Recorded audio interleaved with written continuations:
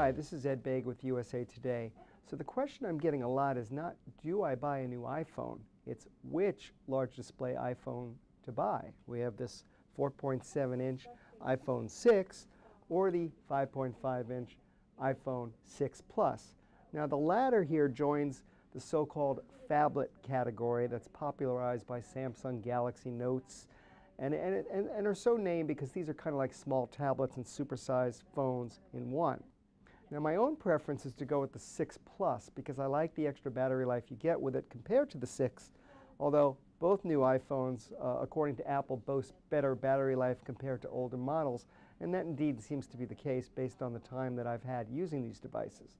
Now the 6 Plus also has a better camera. It has optical image stabilization, which is a fancy way of saying it can help you cut down the shakes when you're shooting video.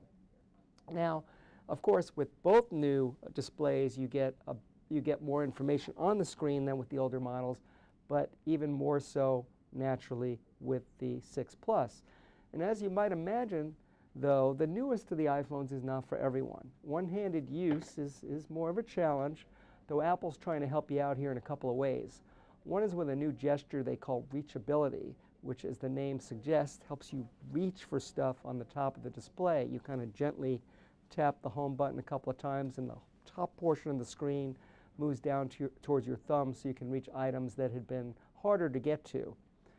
On both new phones, you also can change the display size, going with a standard view that lets you view more items on the screen, or kind of a zoom view with larger controls. And on the 6 Plus, when you go into landscape mode in many apps, you also get this new dual interface so you can show more stuff on the screen. That's only on the 6 Plus, not the 6. Now, I had no problem stashing the 6 Plus in my front pants pocket or jeans pocket. No ungainly bulge, I'm happy to report. And after a short while, frankly, I didn't even notice it. You notice it even less on the 6. But anyone who carries a really petite purse may have trouble making room for a 6 Plus, and that's something to keep in mind. And if you currently have an iPhone 5 or 5S with its 4-inch display, or an even older model with a 3.5-inch display, you can expect something of an adjustment. Now, both new phones rely on faster chips, what Apple calls the A8. They have superior displays in addition to being larger displays. And perhaps the unheralded star of the show is iOS 8, which is the new operating system, a mobile operating system that introduces a number of improvements, including a health app for storing health and fitness data. There's new keyboards in there. In fact, Apple has built its own new keyboard, but if you prefer, you can now go with third-party keyboards, something you could do on Android phones for a while. Now you can do it on the iPhone.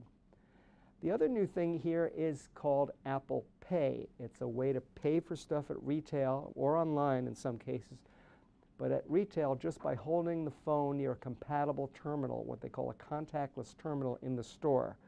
Now it relies on the Touch ID fingerprint scanner here, a secure chip in here, and technology known as NFC that Apple has poo-pooed in the past. Now Apple's reached agreements with leading banks, credit card companies, and merchants, while at the same time promising to keep all this secure.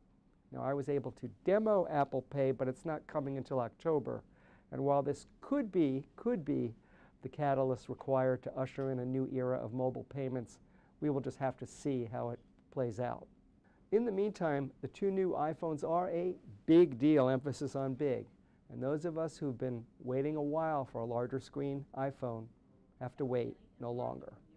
For USA Today, I'm Ed Baig, and I'll see you next time.